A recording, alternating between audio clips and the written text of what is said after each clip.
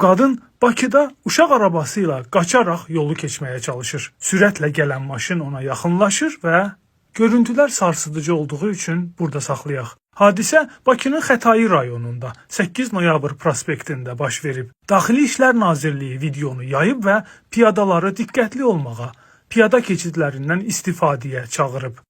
Lakin bizə danışan əlilliyi olan Cavidan deyir ki, araba ilə bu keçidlərdən istifadə hər adamın işi deyil. Pilləkənli keçidlər var. Düzdür, əlil arabası üçün pandus qoyublar, ortasında pilləkən olan 2 dənə zolaqdır.